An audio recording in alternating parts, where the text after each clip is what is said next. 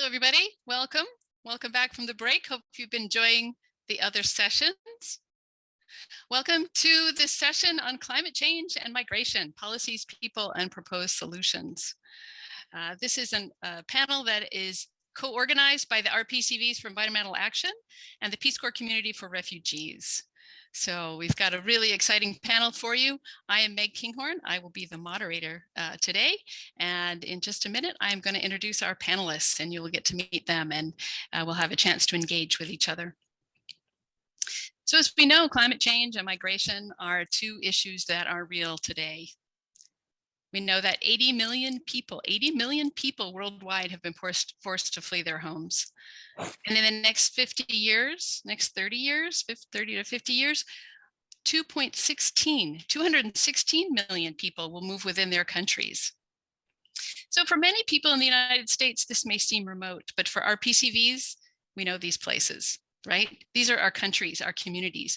These are our friends that are being impacted by climate change and migration. It's real for us. So in this panel, we're going to weave together to the discussions on how did we get here? What are those experiences, those lived experiences of asylum seekers? And how are RPCVs, how are we and how can we respond to continue through our lifetimes of service and impact? So we have 5 very wonderful panelists. It's going to be a really stimulating conversation for you. Their bios are available online through the links that are connected there. But I will just quickly give you a rundown of who they are. I'll just give the highlights, as it were. First, we have David Harden. He's an RPCV from Botswana, now living in Maryland. And he's going to help us really understand that geopolitical perspective and the trends that have brought us to where we are today. He knows this because he's had a very distinguished career helping solve the world's most complex problems. He's worked for USAID and the Foreign Service in the Middle East and Africa. And now, excitingly, Dave is bringing his experience home by running for US Congress. So good luck, Dave. Thank you. Next, we have Erica Peery. She's an RPCV from Senegal. And she's really going to help us look at climate displaced persons and how are they affected. She knows this because she works for the International Rescue Committee. She's also a PhD student studying the impacts of climate change on policy. So she's going to have a really interesting perspective. Elliott Powell, RPCV from Nicaragua, now living in New Orleans, or has his home there. I'm not sure he is there now. He's going to help us start turning towards solutions, one of them being sustainable agriculture. Elliott is Executive Director of Sustainable Harvest International. It's an organization that promotes transformative farmer partnerships that nourishes communities and the earth in Central America, primarily now in Central America, really mitigating their need to migrate. Next, we have Ben Boettger, sorry, Ben, RPC from Mongolia, now living in Anchorage, Alaska. And he's going to help us really look at ways that we can mobilize with others to start acting. How can we take action? He's going to be sharing his experience in helping communities to identify and address their own most pressing problems. Ben has said he has just recently switched from identifying as an energy journalist to now an energy activist. So welcome to this switch. And I'm really excited about this panel because it really helps connect different parts of my life and who I am, as I'm sure it does for many of you on this panel. I'm an RPCV from the Republic of Kiribati. Kiribati is one of the low-lying states that is most severely affected by climate change. In fact, the population is looking for other places to live, and they're preparing in what they call migration with dignity. By day, I work as an international development and civil society consultant in the USAID sphere.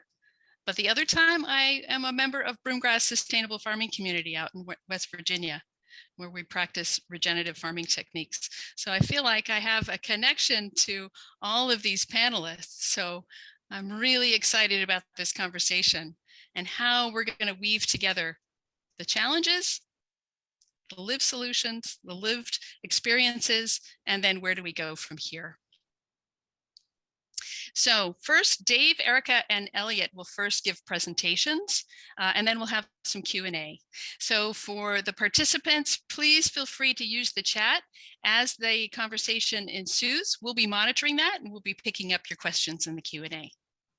After the Q&A, Ben will share some of his experience in mobilizing communities and share some resources that he has developed actually. And then we will together jointly start brainstorming what are some ways that we can work together, work with others, and to start to scale up some of these solutions on climate change. So hope Peery are excited as we are for this conversation. And so with that, we will jump right in. So I ask Dave to join me on this panel, and I will turn it over to you for your words and perspective. Thank you. Thanks, Meg. Dave. Thank you, Meg, and thank you, Erica and Elliott and Ben, for joining in this conversation. It's an important one. Before I get started, I'll just say that the Peace Corps celebrated its 60th anniversary, and I was one of the folks that was able to go to Arlington Cemetery and lay a wreath at the Kennedy JFK eternal flame. And when we think about the world then and we think about the world now, we know that what JFK did was to create a big vision of people that were able to solve and tackle some of the biggest challenges of our time. And that mantle, that burden is upon us now as we look at climate change. So it's great to be here with all of you. Of course, Peace Corps is deep in my heart. I've worked on economic development across the world for 30 years, and I'm bringing that home now as I run for Congress in an area that will have severe climate impact on Maryland's Eastern Shore.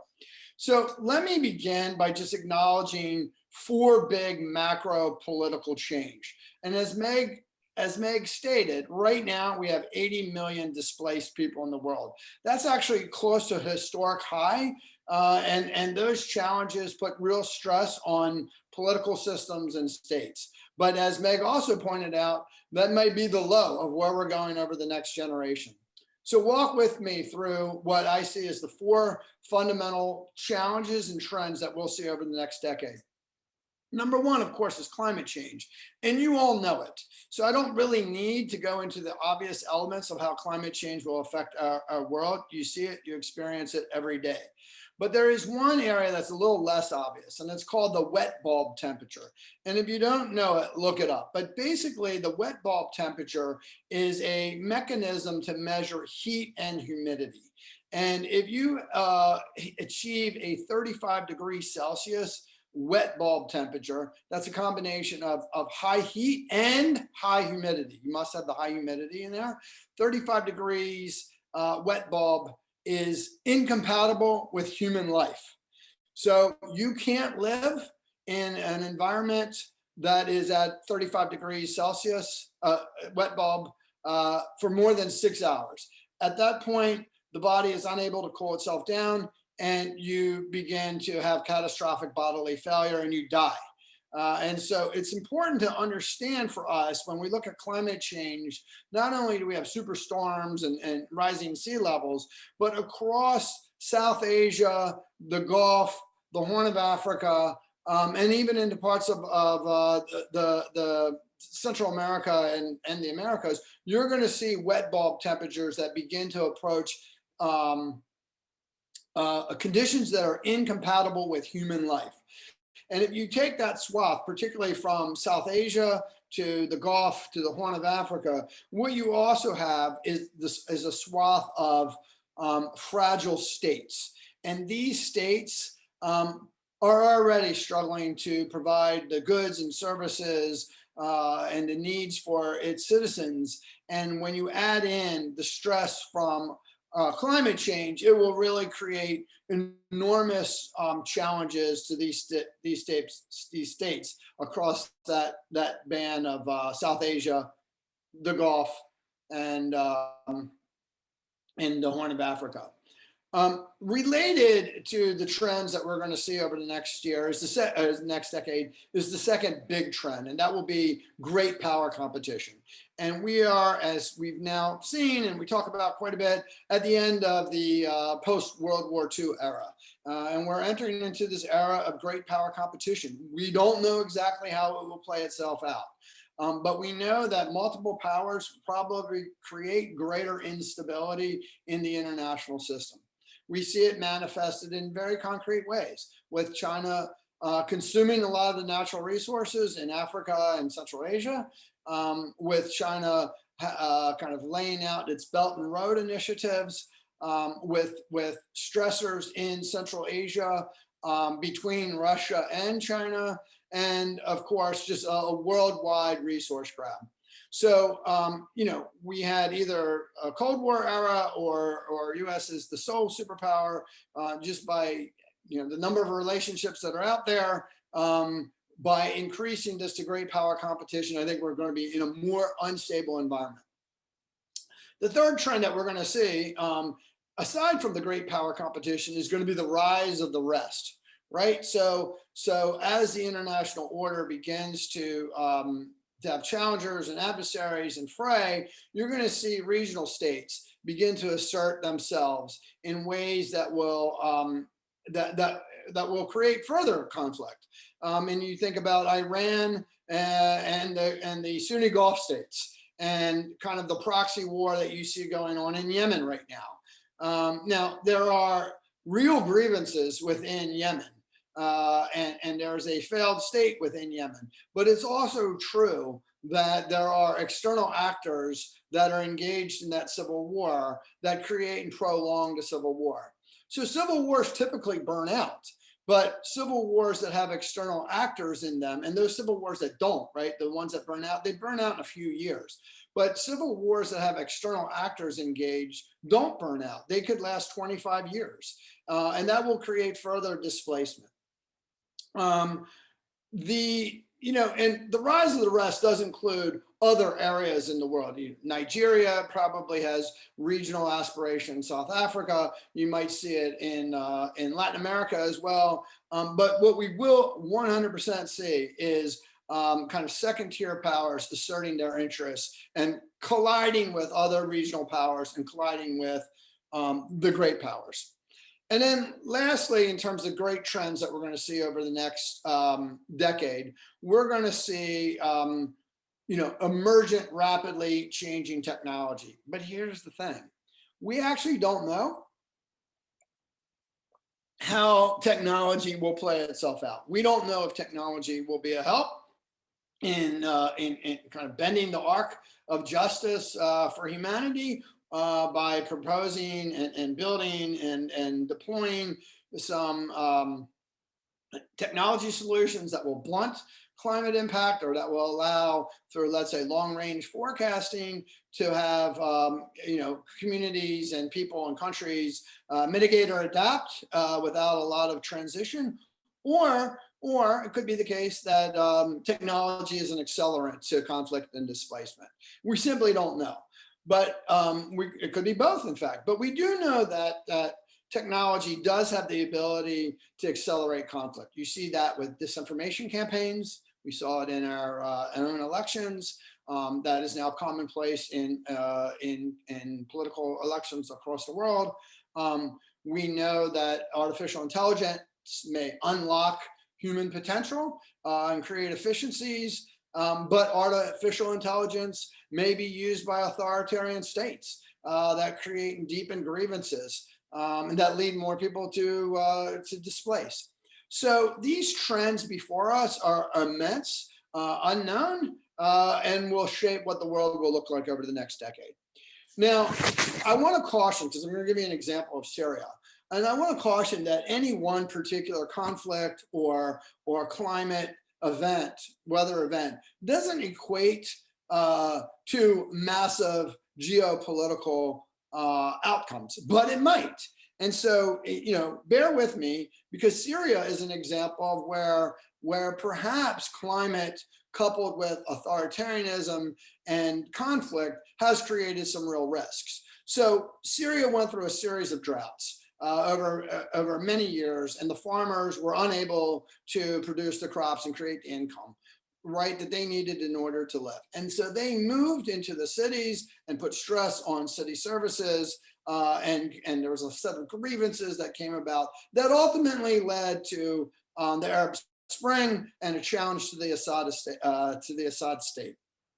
And then that civil war broke out in such a horrific way, but it led to mass migration of frankly, 50% of an entire country. That migration was close to the European border. It stressed out NATO, it stressed out the European Union, and it's not unrealistic to draw kind of drought that farmers suffered in Syria to even Brexit to this day. And that is just one example, and maybe it's a good example, or maybe there are some underlying weaknesses to that example. But what we will see with these four trends is an acceleration of migration, of displacement, of stressors to fragile states. And that presents both risks and opportunities for all of us. And with that, Meg, I'm back to you.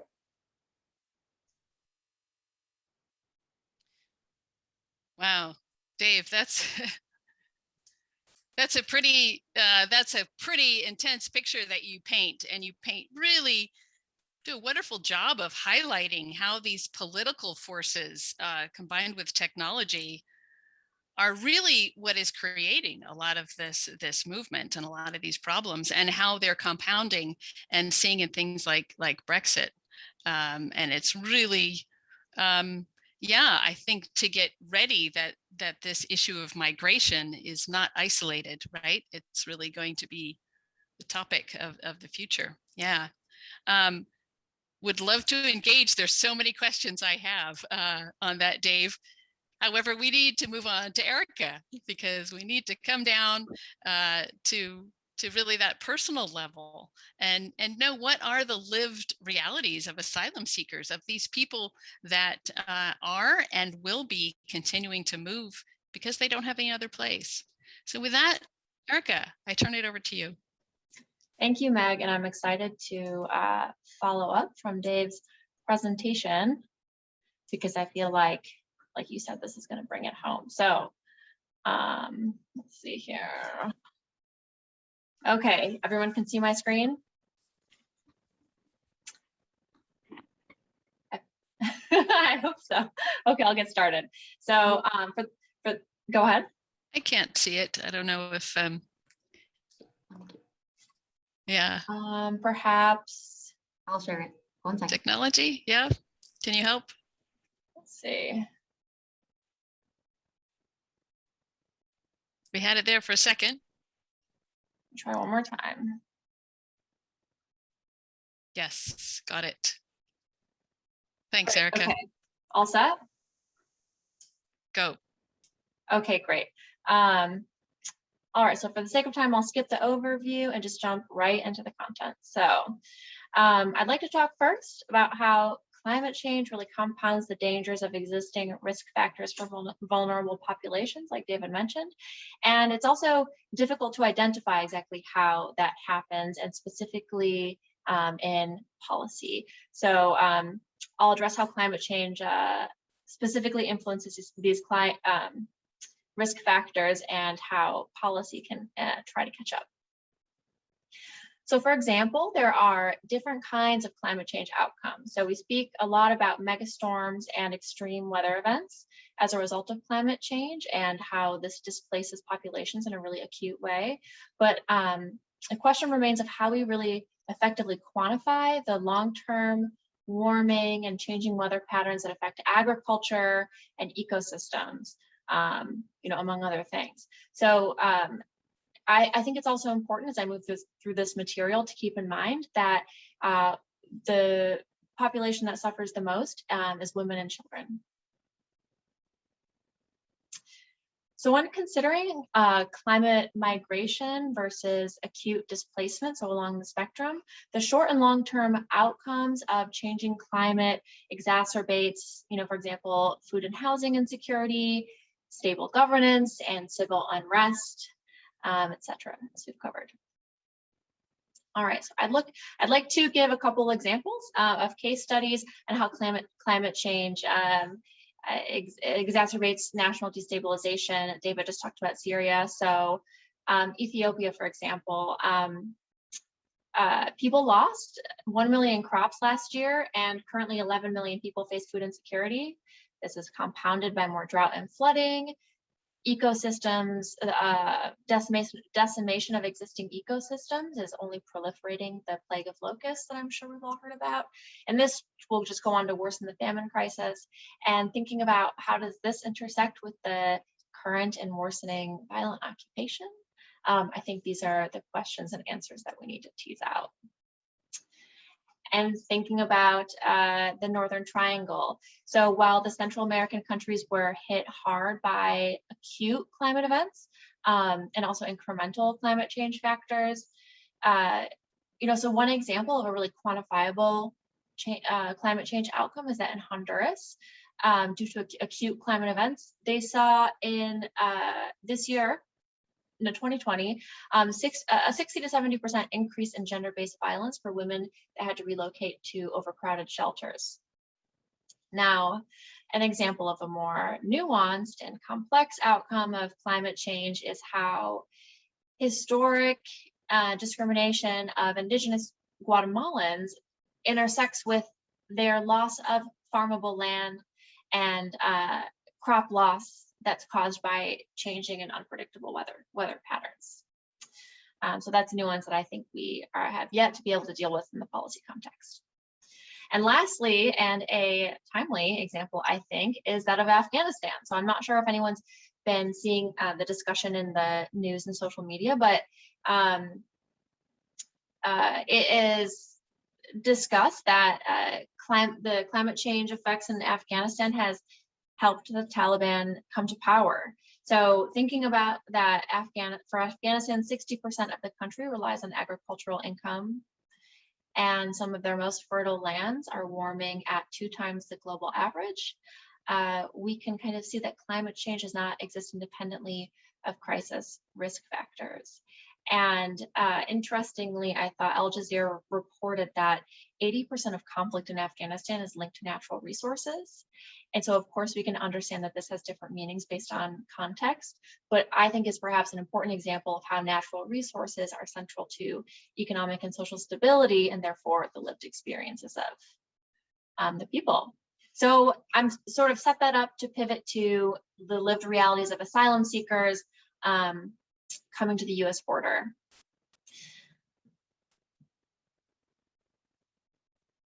All right, quick review here. I work a lot with refugees and discussing of migrant statuses. So I think that it's important to kind of bring this back home. So the UN recognizes the designation of a climate refugee, but US policy does not, and does not provide protections for a majority of the populations displaced by climate change, either acutely or indirectly. And if we review the immigration terminology, it's a critical factor, I think, to understand that, because the protections provided to refugees are not the same for internally displaced peoples across governments, or for what is known as a climate migrant. So the term climate refugee may be used widely in the media and in discussion, but there's no association with the refugee pathways to protections for those displaced and forced to flee their country because of climate change. And similarly, we use the term climate migrant as well. And there's a lack of specificity to that. And so I would just challenge us to be aware of the language that we're using and sort of the implied meanings or protections that we assume might be there, because I think that communicating to the public the actual situation is vital to see any sort of policy change. And interestingly, I was just deployed at Camp Atterbury and helping process Afghan refugees from it and working on the data side of it. And so we talk about Afghan refugees. We're talking about them right now, but in fact, they are humanitarian parolees and not refugees. And so they are going to receive different benefits in the States than refugees and asylees do. Yeah. So what about populations who asylum seekers who do have a clear-cut case for asylum, what's happening with them as they confront climate change conditions heading to our borders.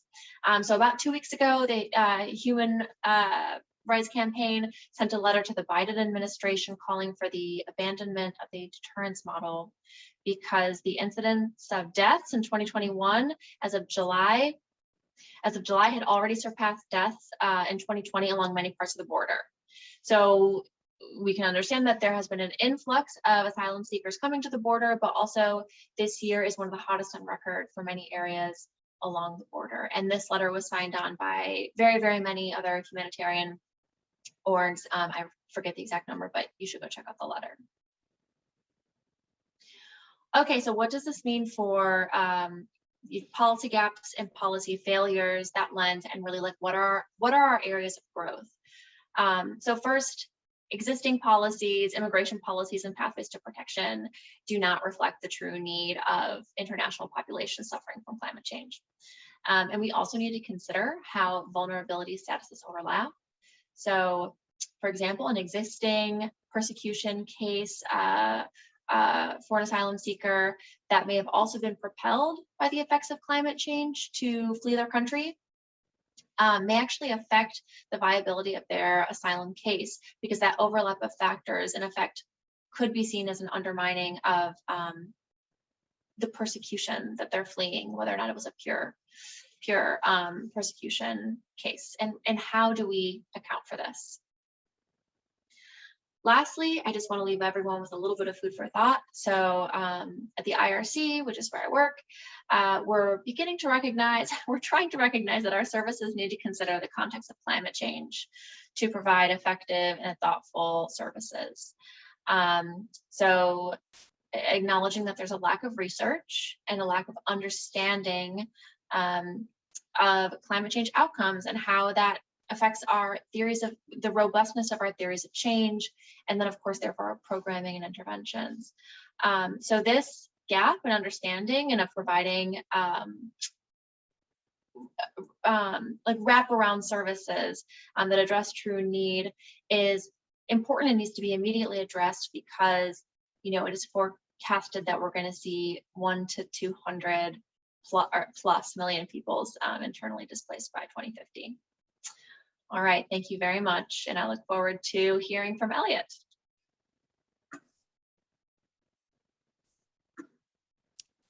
Great, thank you, Erica. Let's see, there we go. Thanks, there's a lot to discuss in there. That was a packed discussion as well, not only of those case studies, but then the implications of the designations and the policies that relate to them. There's a lot to talk about. So I really encourage the participants, if you have questions, put them in the chat. We'll start collecting those so that we can have a rich conversation in just a few minutes after Elliott's presentation. So thank you, Erica, and Elliott Powell. Tell us, how is agriculture both part of the problem and part of the solution with climate change and migration?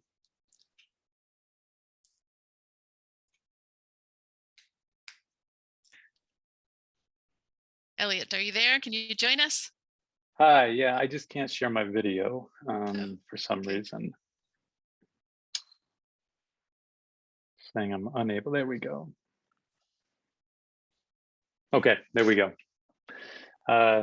Wonderful. Great. Well, great. I'll go ahead and get started. I also have a short presentation to share, just a handful of slides, and then we'll actually be following up with a short video about some of our work, and I'll get into that in a second here. But I just want to say it's a real pleasure and an honor to be presenting and on this topic, and to be with the rest of the panelists here. So I'll kick off by sharing my screen and then jumping into presenter view. Okay, I'll Good, just continue. Thanks. Hopefully everybody can see my screen. Okay, great. So, as all of us probably had as returned Peace Corps volunteers, or even outside of the Peace Corps, this topic of migration is incredibly personal.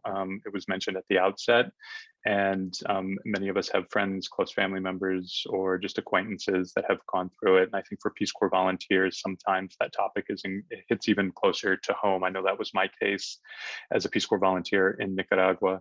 And I had many friends and family members that through the course of 2.5 years decided to migrate due to issues that were outside of their control and otherwise would not want to have to deal with. And so choosing to stay home within their communities and with their families was always number one, but oftentimes it was not that easy. And so fast forward, some of those thoughts and impacts that I found as a Peace Corps volunteer are fast forwarded into my career and where I work currently as executive director of Sustainable Harvest International. And that's what I'm going to be sharing about is kind of migration, climate migration specifically, to follow up on Erica's presentation through our lens of Sustainable Harvest International. SHI is an environmental NGO with 25 years of experience in Central America, working with smallholder farming families to conserve the environment through regenerative agriculture and nature-based solutions. We're based in the US, but we have operations in Belize, Honduras, and Panama. We currently have around 400 families that we're partnering with through our agroecology extension program. Essentially, our organization works to empower and transform lives of smallholder farmers, ultimately lessening pressures to migrate away from home communities. And we do that by delivering a multi-year program based on regenerative agriculture, technical assistance, and workshops. And we have lots of stories, anecdotes that are constantly being shared about families that either no longer are no longer choosing to leave because of improved livelihoods and improved conditions on their farms, where no doubt climate change is happening at a rapid rate, but with more nature-based solutions, they're able to make it through the longer dry season or withstand the heavier rains or whatever it may be. So SHI as an organization, we really operate in that nexus of environmental degradation and rural poverty. Food security and economic instability are two of many, but extremely critical reasons why hundreds of thousands of Central Americans abandon their rural communities every year. These smallholder farmers face significant obstacles in providing for their own families as a result of unstable weather patterns, erratic rainfall, and reduced soil quality. And so many of these families face this impossible dilemma. Should they stay in their beloved communities where conventional farming practices no longer produce enough for their family or neighbors, or undertake this dangerous move to a city or journey to the United States in search of a new but highly uncertain possibility? Through regenerative farming, smallholder farmers can achieve food security. They can improve their livelihoods in their home communities and ultimately reducing the pressure to migrate. These regenerative techniques improve soil fertility, protect water sources, they encourage biodiversity, and ensure families can work their land for generations to come. Moreover, regenerative farming requires really little to no external outputs or external inputs, or financing. And in the experience of our organization, farmers and their families that go through our program continue to thrive long after graduating. So to put the spotlight a little bit more on SHI and what we do, we have a multi-year technical assistance program that a partnering family will go through alongside a local SHI field trainer or extension agent. And the goal is to build resiliency, to diversify income streams, to achieve levels of food security and sovereignty, and also become environmental stewards of lands for generation to come. And this multi-year approach, some examples of projects of regenerative agriculture techniques, crop rotation, integrated systems, really building up soil quality to retain moisture in these long droughts that we know are so common in the dry corridor of the Northern Triangle. Establishing integrated agroforestry plots and vegetable gardens, reforestation efforts around water sources.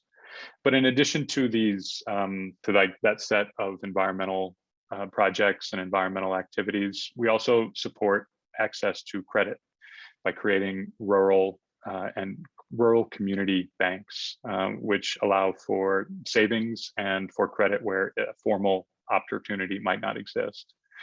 We support business development, which is so crucial. So after achieving levels of food security, what options exist for a family to sell extra harvest to neighbors or in town or to a local market? And then ultimately, we're pushing and working with local leadership in these communities to share knowledge and to really build in that structure that keeps regenerative farming techniques around for generations. To specifically to look at just some of the examples, or one particular example, but to be more specific, we are talking a lot about, of course, the Northern Triangle and news. So to highlight a particular farm, family farm of a smallholder, which is more or less 8 acres in Honduras with 5 family members. By going through this program with SHI, families that have decided to stay and decided to take on regenerative agriculture are restoring those 8 acres, are planting around 1,000 trees, are sequestering 160 tons of carbon dioxide over 10 years' time, and then providing food security for their family. This also is about increasing income and increasing or diversifying income streams that lead to really just opening up the possibilities for increased expenditures for housing, for education, healthcare, kind of you name it.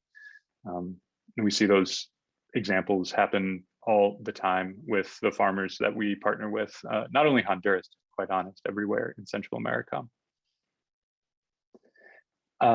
So these specific examples and SHI's work in particular is focused in Central America. However, while we continue to partner with these families, we recognize there's a lot more to do.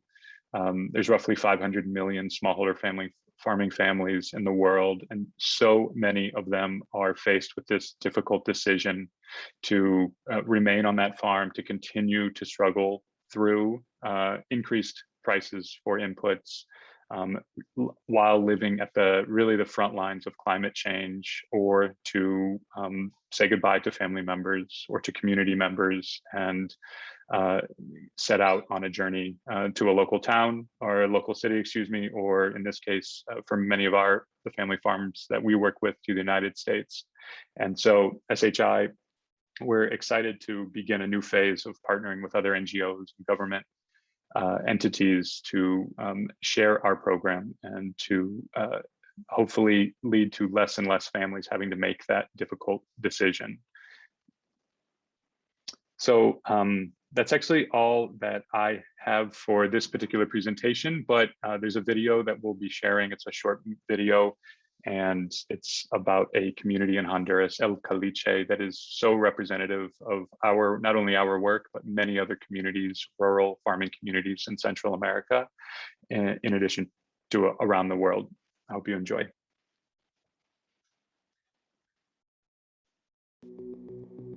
Aquí se llama El Caliche. Yo miro que estamos casi destruidos, pues, porque ya vive todos estos bosques, ya hasta la leña la mira se queda allá ahora.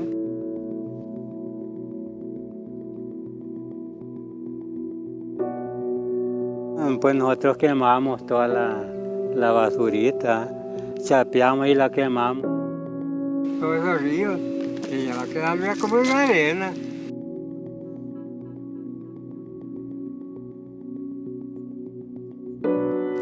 mar, cuando viene la lluvia, va abajo todo esto. La verdad, la cosa es una institución que jamás había venido a nuestra comunidad y ha sido de buen provecho. Tuvimos bastante tiempo que vivíamos en la casa, pero nunca se nos había ocurrido plantarla porque lo veíamos como difícil, ¿verdad? Porque había mucha grama, había solo espinas. Y en esto, pues no, ya cuando vinieron, ¿verdad? La institución de chicas, ya vemos los proyectos que él ha podido cosechar, ¿verdad? Y eso nos ha servido a nosotros en lo económico y también para nosotros mismos, ¿verdad?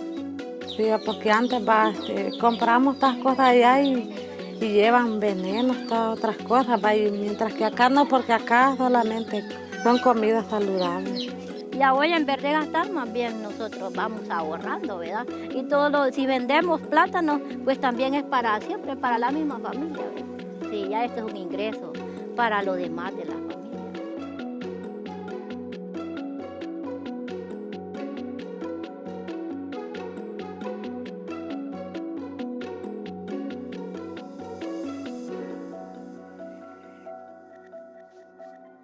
Es un gran examen que ellos han pasado. Hay familias que han enseñado a otros, a los vecinos más cercanos. Hemos podido ver aquí donde pasamos que hay familias que no son participantes de nosotros y están adoptando las tecnologías. Eso es de rescatar, eso es de mucha importancia porque se ha visto que el trabajo que Chía ha pegado, ha dado frutos.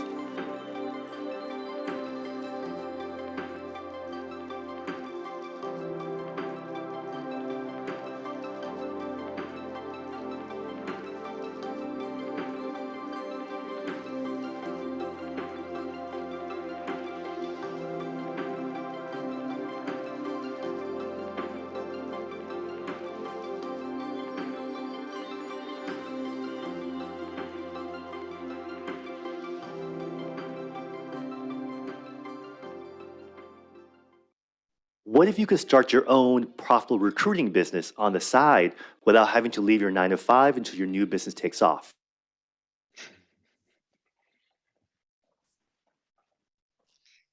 Okay, thank you. Thank you, Ben. Really wonderful description of that holistic approach and how that makes such a difference. And particularly, I love how it came back to really the community members, that's the biggest change, that community agency is really the one that makes the difference. So that was a really wonderful video. We're going to get into some Q&A now. And so I ask Dave and Erica and Elliott to join me here, and let's have some conversation. And please, again, just type your questions into the chat. We're not able to have live voice questions, but please give us your questions on the chat. And let me start. I guess I have a question for Elliott. You talked a lot about regenerative agriculture, and I wonder if you would describe what is regenerative agriculture and how is it different from traditional or even sustainable agricultural practices? Sure. Can everybody hear me? Am I coming in? Yeah. Okay, great, yep. Thanks. Regenerative agriculture is certainly more and more a buzzword now than it has been before. However, it is based in really honestly indigenous practices of caring for the land and without using inputs, agrochemical inputs, with doing agriculture alongside the forest. It involves no-till. It involves keeping the soil intact. It involves really building up that soil health, increasing biodiversity, and not just for animals living in the forests where you're also farming, but also for just, like I mentioned, that soil quality. But it's as more and more people come around to it or have learned about it. There's also many terms, like you just mentioned. There's sustainable agriculture. There's nature-based solutions. We use agroecological extension program. Ultimately, Regenerative agriculture looks to improve that land. So you would use sustainable techniques that would then maybe get you to a regenerative farm. So instead of maintaining a certain level of the environment around you in that agroforestry situation, you would actually be trying to improve it over time. So it's just the surface of regenerative agriculture, but it is certainly around a lot more. You're hearing about it a lot more, but it is entrenched in traditional knowledge. It is entrenched in conserving seeds. It is caring for the land and the environment while also providing for yourself and your family. Yeah, that's really interesting that the land becomes one of your prime resources, and you're trying to build it up rather than using it as a way to deplete it. So it's a really wonderful approach. So we're going to turn to you and your questions, and I'll ask Meredith in just a minute to give us a summary of some of the questions that have come out. One that I saw coming through, and now that Eric is here, maybe you can respond to this, is if you could address the Haitian refugee situation, and if there are any basis of that in your presentation. Sure, I think that's still a complicated situation. And in fact, as far as I'm aware, there's no current plan to provide refugee protections or services for Haitians right now. Then again, I'm not an expert in immigration policy, so I can definitely circle back with more information, but I think that just speaks to the convoluted nature of our refugee designations and status designations, and whether or not we want to revisit that, through the convention, the 1951 Refugee Convention protocols. Okay, so designation is really an issue. Another question from Emily that says, could you please discuss perspectives on the migration as an adaptation strategy? And that can be for anybody, I guess. So let me give you an example with Bangladesh. There's families and communities are going to have to face either migration or adaptation questions. And that will be in areas where there's going to be climate impact that is going to be serious. So one of the things that I've been working on over with MIT and some folks in Bangladesh is long-range climate forecasting that will allow us to know down to the square kilometer where there will be big climate impact in, let's say, the next 20 years.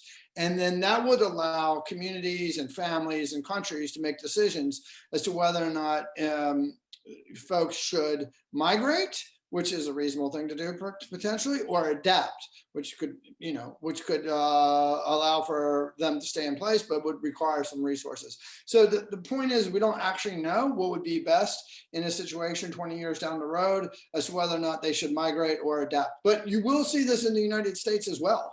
I mean, there will be one of the counties in my district I'm running in is the 4th largest county in Maryland, and in a generation it'll be the 14th largest county in America, solely as a result of sea level rise. So the folks that are in that area right now will have to make those choices about adaptation or migration. Great, thanks. Meredith, you've been able to monitor the chat a little bit better than I have. I've been trying to listen and monitor at the same time. Can you share some of the questions that are coming up?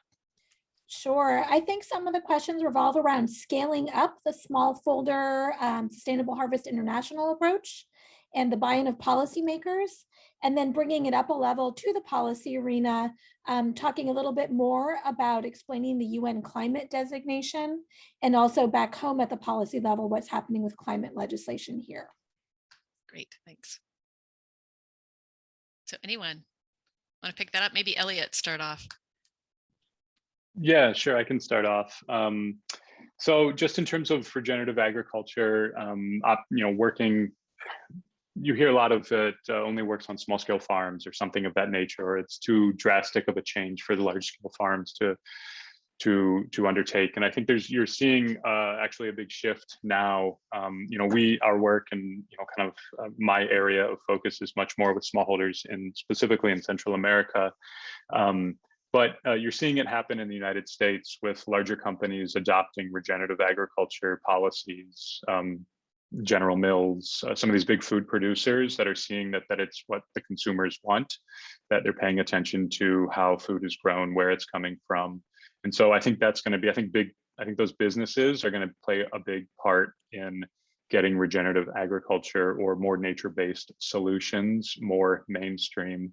I think there's a big, also there's a political component to this. So more policies to support nature-based solutions, working with farmers to improve soil quality. At the end of the day, we're talking about the health of soil. And what we currently operate with now is just not sustainable. It just requires such an incredible amount of chemical inputs to keep it going. And so I think, you're really investing in the future by moving into this more organic or regenerative approach. And so by talking with your politicians, for SHI, of course, our minds are, with the current administration talking about addressing root causes in the Northern Triangle. For us, it's extremely important that those would contain, let's say, regenerative techniques or regenerative supporting that in that way. I think that's the exact same approach for here in the United States and kind of anywhere. Great, thanks. Linda has a question. What particular segments of the climate and the infrastructure bill do you recommend that we stress when contacting our representatives and senators? So what are the different policy pieces that you recommend we could really press on, either within climate and infrastructure bill, or maybe some other bills that you know of that are there?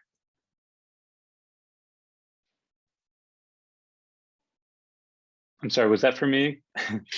No, probably to Okay, Dave and maybe Erica. Okay. Sorry. Yeah. Erica, why don't you start and then I'll finish. I was busy typing something up about the Haitian crisis, so I would need a recap of the question, please. I apologize. Yeah. What particular segments of the climate in the infrastructure bill do you recommend we stress when contacting our representatives and senators? So I broadened that to either the infrastructure bill, or maybe there's some other bills that you know of that are coming up that really could use people's support. Yeah, I think in terms of infrastructure, the infrastructure bill, I don't have much to say other than increased funding for current resettlement programs, although I'm not even sure if that is in the bill. However, I have been paying more attention to Ed Markey's, I forget the name, but it's a climate bill that essentially is preparing the U.S. for pressures for influx of climate migrants. And I think that while the bill itself is idealist and it's really gold standard language, I think that promoting this and bringing it to public attention will help the issue begin to pass and begin to gain support. So that's what I would focus on in terms of up and coming policy. And I believe that Peace Corps Refugees for Environmental Action currently has some programming or initiatives for that. Is that the Climate Resilience and Displaced Persons Exactly. Act? Okay, great. And on Monday night, actually, there's a meeting with RPCVs for Environmental Action. I know is organizing a discussion on how to get some letters to the editor to start building that momentum and sharing that that there is support for this type of legislation. Thanks, Erica. Yeah. Do others have any sense of other legislation we might keep an eye on? Well, let me just get to the fundamental point of the infrastructure bill. Look, I think first and foremost, we need to have an infrastructure law. And there's a real risk that we end up with nothing. So most important that we get something out of this, and that the Democrats at least are able to coalesce and to push something through. I think it would be very terrible if Biden failed to deliver anything that related to the 2 pending bills that are in front of us. It would be catastrophic for his presidency, and I think it would affect the midterm elections and potentially the 2024 election. So, you know, A, let's get something done. And then B, not directly on point, but I think that some foundational principles, we want to make sure that we're pushing out renewables and that we're accelerating energy production in a way that will be transformative and on a sustained basis across the globe in a really rapid manner. And related to that, I think we need to be tighter on randomized controlled testing. We don't have a lot of time or money at stake here. And so what we do has to work, has to be replicable. It has to be able to leverage private capital as well. And so we need to be very rigorous in what we do, particularly in our in what we do, so that we're achieving results and not just you know, achieving aspirations. So we need to achieve results. I will say, in my view, that foreign assistance, there's a more rigor and discipline in the foreign assistance accounts than what I've seen in the domestic accounts. And so, you know, you guys have the skills to deliver results in a way that can also translate domestically. Great, super, super. An interesting question here from Emily, maybe to Elliott and Erica. Are you seeing examples of remittances being used to invest in local adaptation projects in the sending communities? So kind of linking some of the migrant population in the US and back home, looking at remittances. Erica, I don't know if you want to kick it off. Well, we do have existing programs for financial assistance, so if that's what they mean by remittances. However, they are limited. So for refugees that are resettled, they're provided 90 days of assistance, including some financial assistance, along with job training and cultural orientations and whatnot. But we also have a program called Matching Grant, which provides additional financial assistance. But then after that, the family's cases need special qualifications to receive further financial support. So I don't know if that speaks to your question.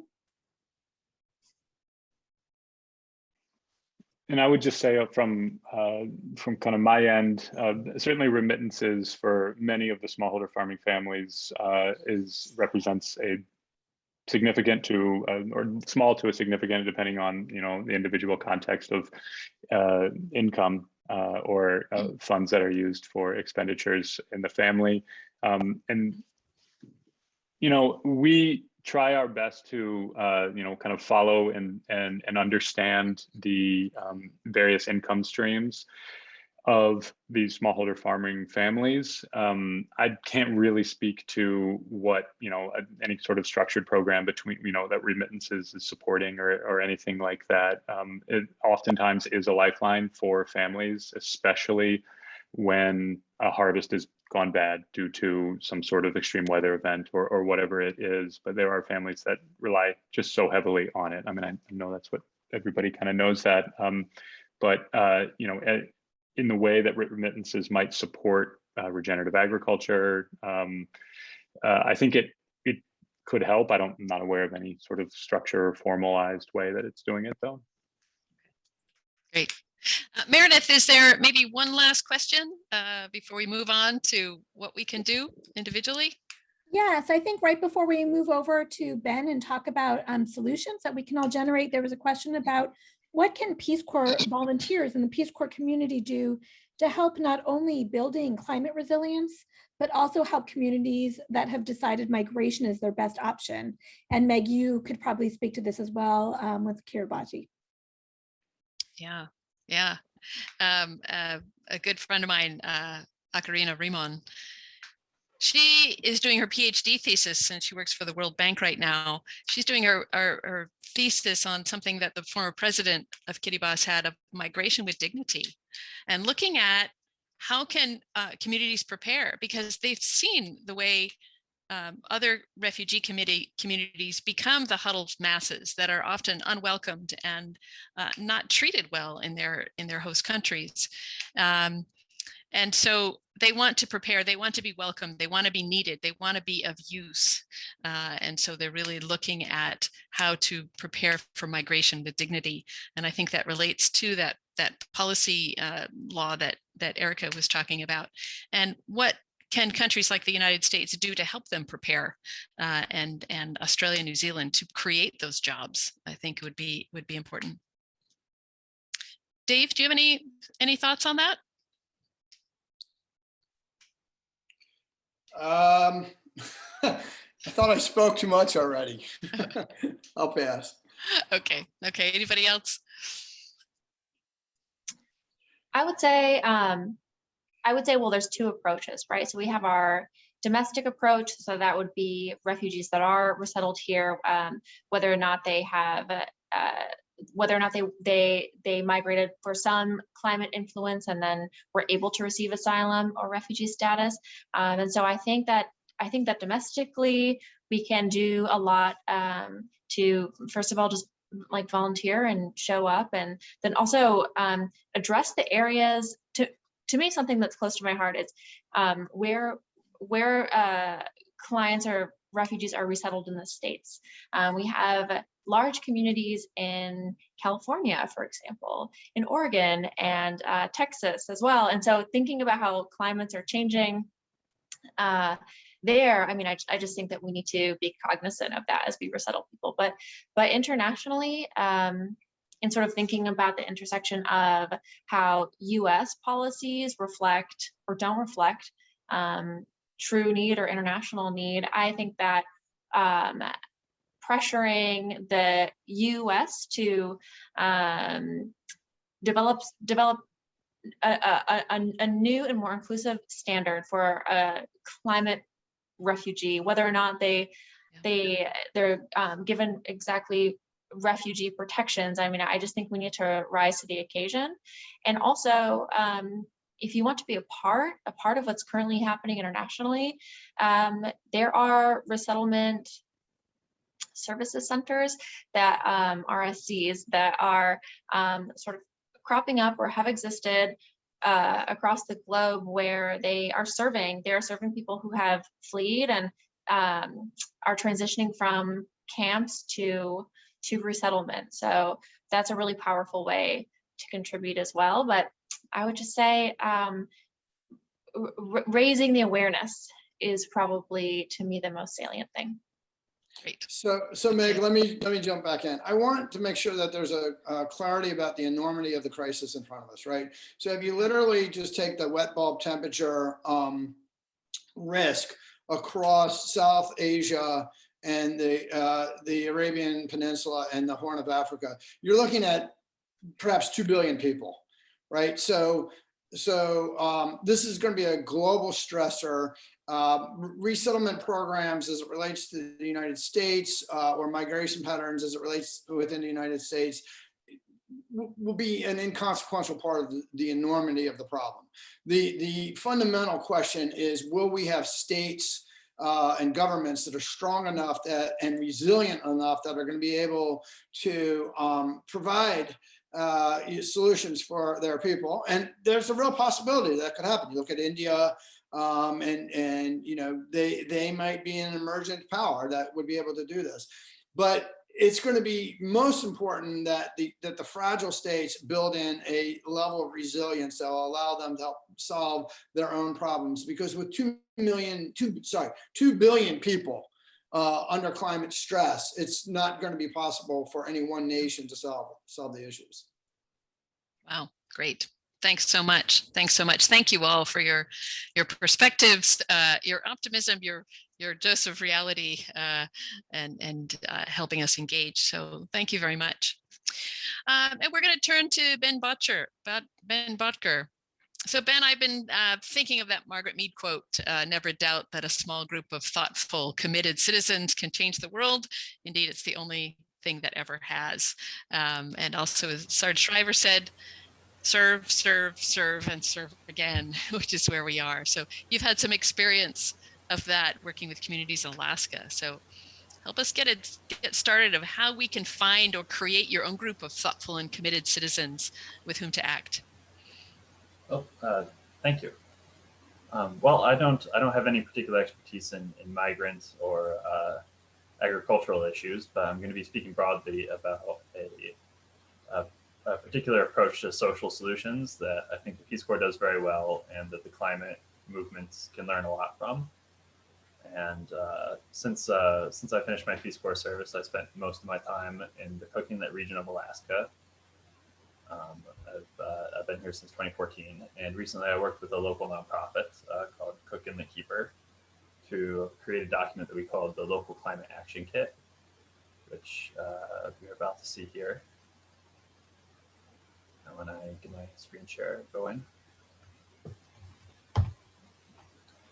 So we have it hosted on a website. You can see the address here. I'll drop a link in the chat when I'm finished speaking.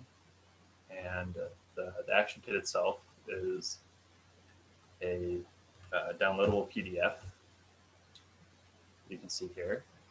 And really our goal with this was to fill a gap in thinking about climate change and in climate solutions. We wanted to foster what we call here middle out change. So most of the time, the conversation about climate tends to kind of bifurcate into a conversation about policy on one hand and a conversation about behavior on the other.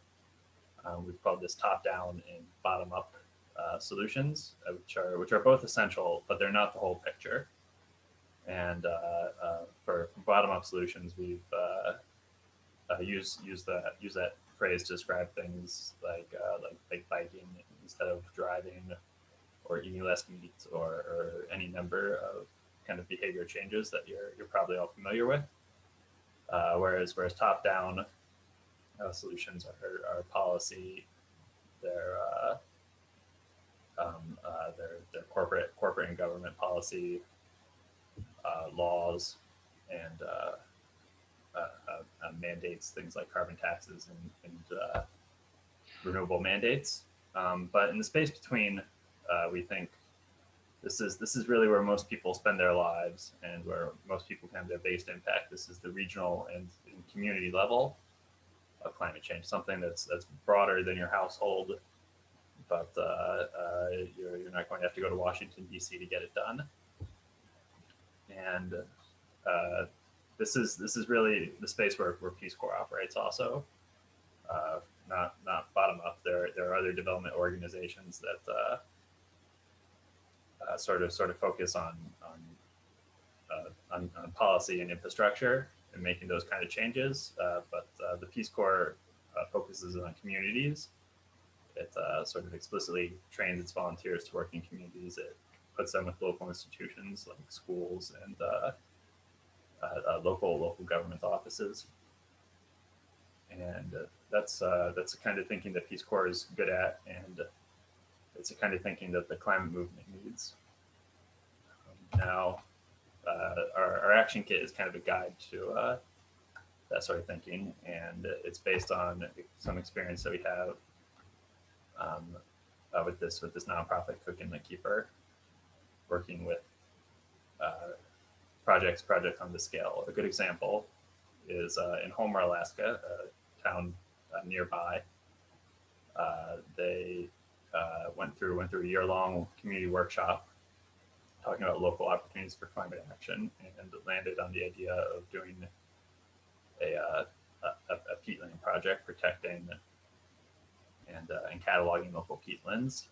And this is kind of an approach to climate solutions that can only happen from the middle out, because most people don't think of land use as much as they should. Most conversation on climate, as I said, tends to either focus on sort of big dramatic policy battles or exciting new technologies, but land use gets a short shrift. And these are decisions that are kind of inherently local. So this is some of what they've done in Homer, Alaska to sort of fill that gap. And other things that people have done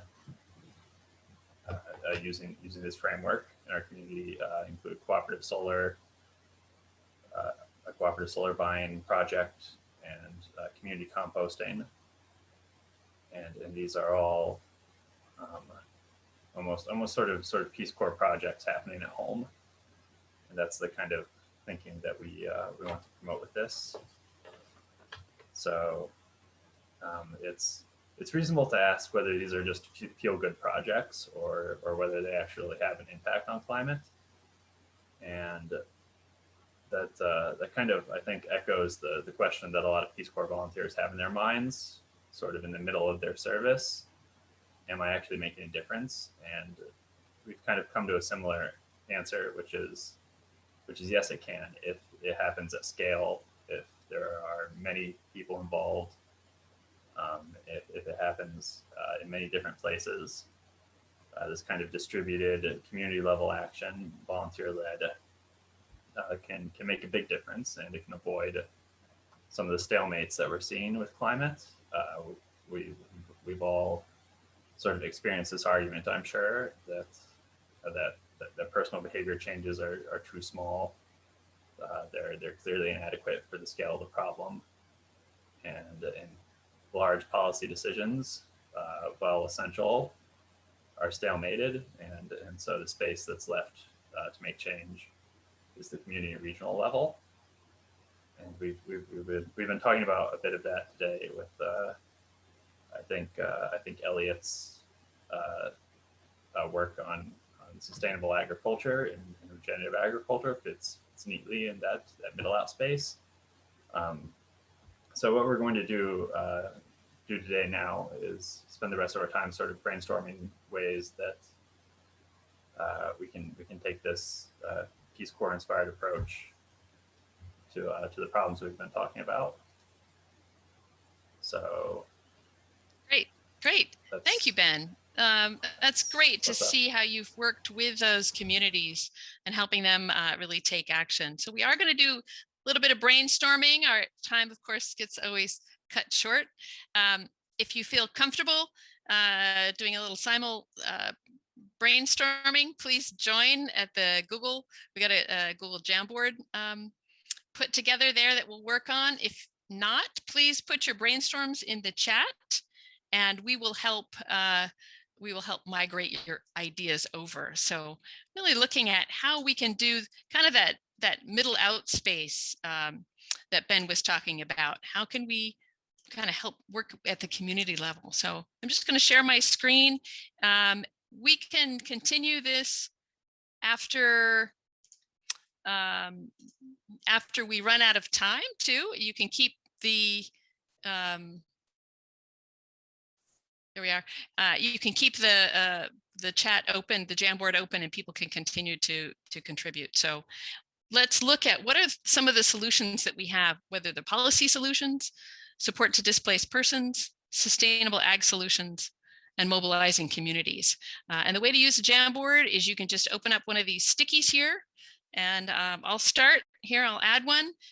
Join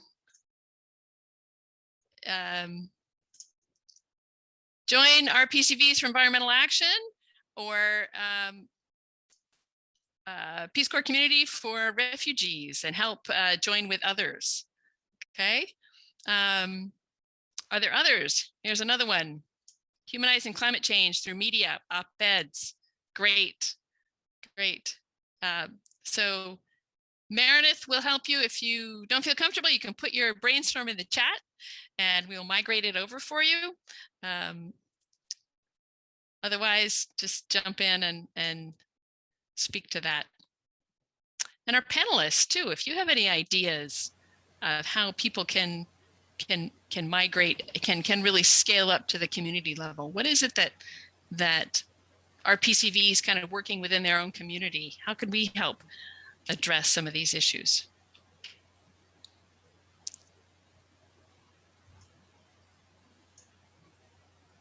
Well, I think one of the strengths of this middle out approach to these issues is kind of in the second word, middle out. It's something that kind of radiates to the level of personal behavior and the level of policy. So I would encourage you to think about ways that changes in your community can sort of affect the options that people have in their own behavior, and as well as policy.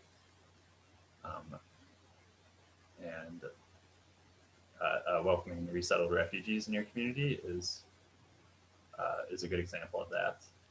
It's a great one. And I've heard of some groups, particularly faith communities, that are starting to prepare for that, working with other groups that work with refugee resettlement. And how do you prepare to welcome in these refugees that Dave tell us are going to be the norm now coming in? So that's a great, that's a really great suggestion. Yeah, and of course we've got Afghan refugees coming in now. Yep. Somebody says, put in your favorite food. So it's a great way to make friends and help you, the refugee community, come together, is sharing the food. Yeah. And there are the numbers for the climate resilience and displacement persons acts. They're the two numbers to advocate for. And Citizens Climate Lobby is very much the RPCVs for environmental action is very much being advocates for that. So buy organic, and then scale it up. Maybe do a organic buying club or something, working with farmers, with CSA, doing some buyers clubs, because these farmers that are practicing regenerative farming practices, boy, they need the markets. So that might be a good way to help scale some of those issues up, or start a farmers market, start an organic buying club. Yep, great. Farmers markets, great. We can continue to brainstorm on this. Meredith, how are you helping migrate some of these issues in the chat? How is the chat looking? I am. I think people have taken over Jamboard on their own, which is fabulous, but feel free to post them in chat as well. Super. Wonderful. So we'll keep monitoring the chat. We'll keep this open, and we'll certainly keep the Jamboard open throughout the evening, so people can continue to look, to organize, to sort things out, and maybe hopefully connect with others on how to do this, what ways we can take action. So we really thank you. We've unfortunately run out of time, just as we're getting some steam up here, but we've run out of time. But this has really been a pleasure to have you all with us. We really appreciate you joining us. We're going to take a 15-minute break, and at 4:30, less than 15-minute break, at 4:30, there's a session on Peace Corps Safety and Security, a decade of legislation and change, that I hope you join for. What we'll do is, when you come back, go to the virtual event hub and click on view session button. So go back to the virtual event hub. So thanks again. Anybody have any closing words, maybe from the organizers? We've had people that have really put a lot of work into this, and so if you'd like to come out and say anything, Kate or Meredith, if you've got any final messages. This is Kate, and I want to thank everybody for showing up, sharing your ideas, sharing your questions, sharing your concern. It makes all the work that was involved in putting this together so well worth the time. Thank you so much. Great. And with that, we'll really close the session here, but we won't continue.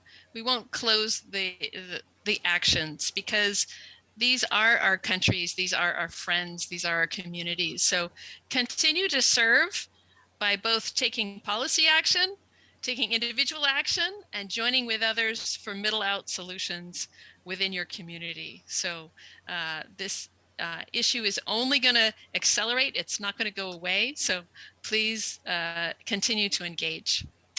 Thank you very much. And I wish you all the best of the evening, and we'll see you in the next session. Thanks very much.